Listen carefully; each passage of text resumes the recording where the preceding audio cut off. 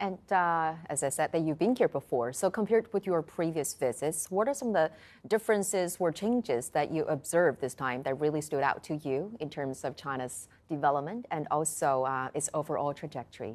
On a personal note, I've been here even before I was foreign minister to my country.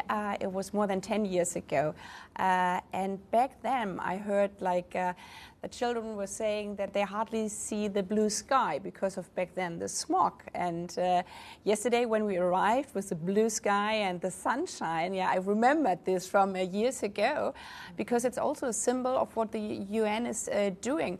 Climate protections, environment protection, the roadway towards renewable energy, that not only we protect the climate but also the health of people, and literally that children can see, especially also in big cities, the blue sky again. And this was also like this positive sign of hope just arriving here in Beijing, to see that innovation going climate neutral, going towards renewable energy is a success story all around the world. And actually the blue skies here in China, we see it quite often, and the air quality and the overall environmental protection has been greatly improved. Yeah. You jogged early this morning, so maybe again you see the blue sky, and what else did you see? Yeah, and I mean it was just lovely because being here now in spring, not too hot, but also the blossoms everywhere in the city. And I think last time I was here like 2 years ago, you also see all these new developments going on. And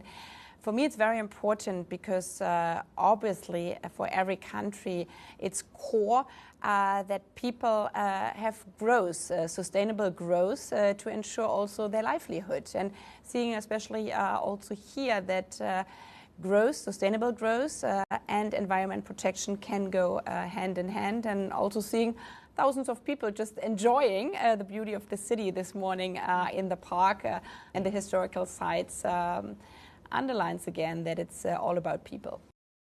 And China is making great strides towards environmental protection and also has made its commitment to achieve the dual carbon goals. What's your take on that?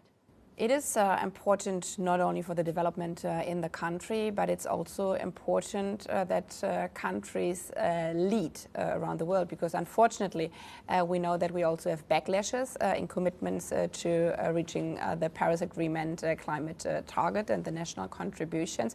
But the climate crisis is the biggest security threat for all of us around the world. We see that in small island states, they are literally going to die because the island will vanish in the ocean for a sea level rise. We see it that thunderstorms, fires do not stop at the richest neighborhoods. So fighting the climate crisis is in the interest of all of us, because CO2 doesn't have any passport. It doesn't stop at the national border. So joining hands in this, and again showing here also in China, I've been to a car production factory for electric cars, one of the newest models, which really a long distance range for the batteries. Yeah, also showing here that it's not only about growth, it's also about innovation and research, which is beneficial if you join renewable energy together with artificial intelligence.